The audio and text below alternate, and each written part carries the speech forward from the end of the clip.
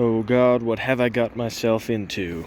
No, I'm just kidding. What's going on, guys? Teen Mechanic here. This video is going to serve a couple of purposes. One is just to let you know what you're going to likely be experiencing content-wise in the very near future. And secondly, everyone always loves to see what's wrong with project cars, especially cheap ones like this one. And in this case, it's actually not a ton. The biggest and most expensive issue that I face with this is the tires. These suckers are from '09, and you know, I would run those, to be honest. They're not so dry rotten that I'm afraid to drive them. The tires that concern me are these ones here, with the cracks running all the way around the bead, and this one's from '02. That's a good example. And this one here has no more tread left. So those are kind of, you know, those are issues. But the other big thing that hinders my driving ability is the door being locked.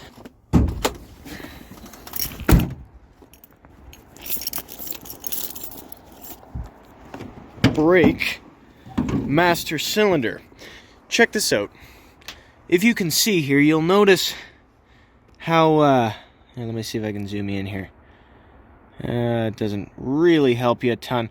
If you notice back here how wet that is, she's leaking pretty badly, and she loses all fluid in the rear reservoir. And I was actually told by my buddy who sold this car to me, I was told that odds are it's a bad line somewhere. I can't find any lines that are bad. I can't find any that are rusty or leaking. None of the wheel cylinders, none of the calipers, not leaking. So I don't know exactly where to start with that sort of thing, because looking back here, everything is, well, that doesn't look super dry, but even then, it's dry enough that I'm not concerned about it, and it sure doesn't look like brake fluid. And at the end of the day, when you consider that a brand new, with no core, by the way, Dorman Master Cylinder costs $54.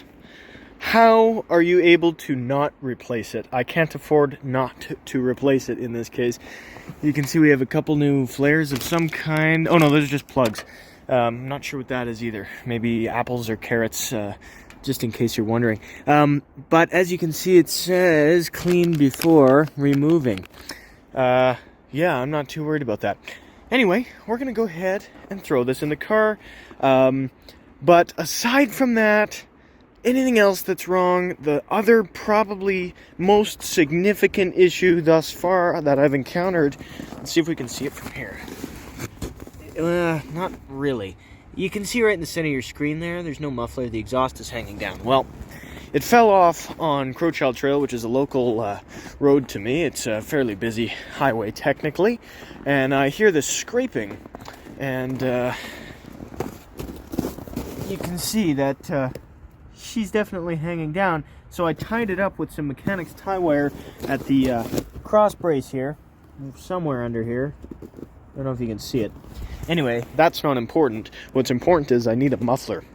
Also, I learned, this is completely like, I know this seems like ADD. I promise I don't have ADD.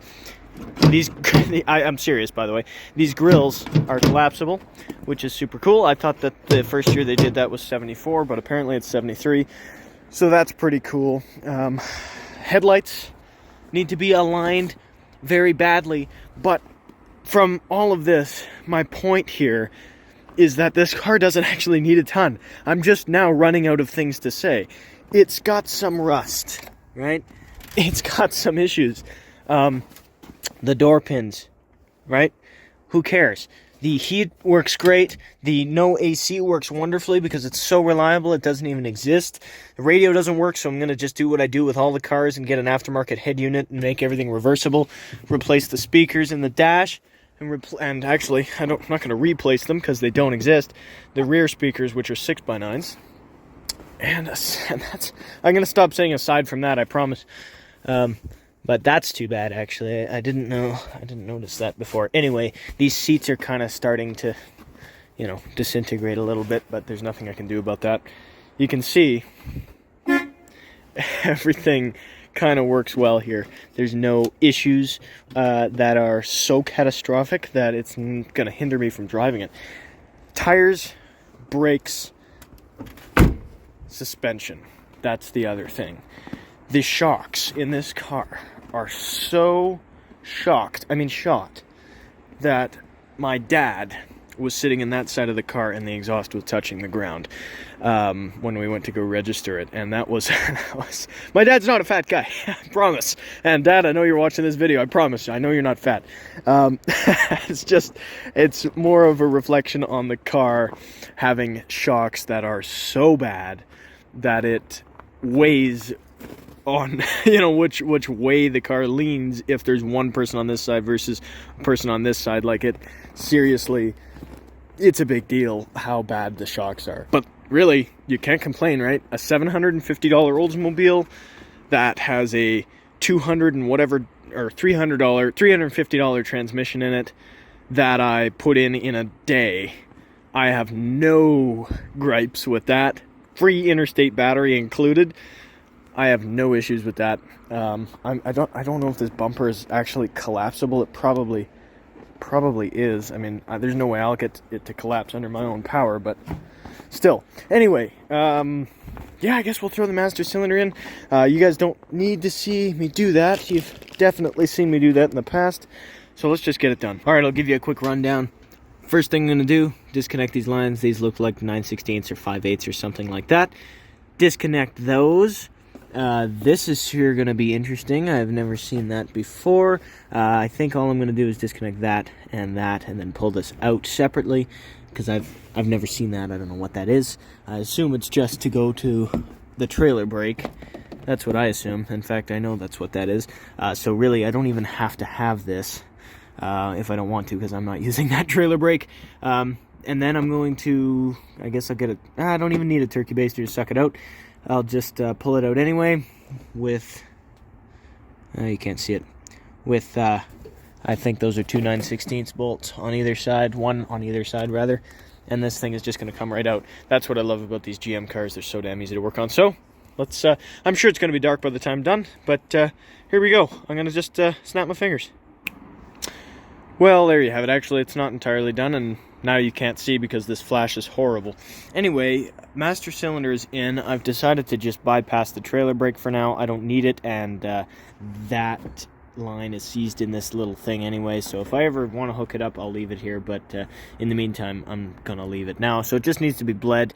I'm going to throw the washer fluid reservoir back in, and this cross brace here, how do you think I got the old master cylinder off? Well, I spun the master cylinder instead of spinning this, so that's what had to happen there. But anyway, that's done. So I'm just going to finish this up, but I just figure, I'd rather film while they're still light rather than, have to deal with it later. Anyway, I hope you guys enjoyed the video nonetheless. It's a pretty short one, but, there's going to be a cool video coming, especially if you're interested in transmissions and the Delta. Yeah, I'm excited for it because it's definitely worth checking out. I don't know when it's coming, but it's coming soon, hopefully within the next week or two. And yeah, well, I'll see you guys shortly. I'm hoping there's some awesome stuff coming with this car, and with that, the all-time classic. Anyway, no, I'm kidding. Mostly this. All right, I'll see you guys very soon in the next video. Don't go anywhere. There's some cool things happening. So yeah, I'm eager to bring it to you. Stay tuned. I'll see you soon. Bye-bye.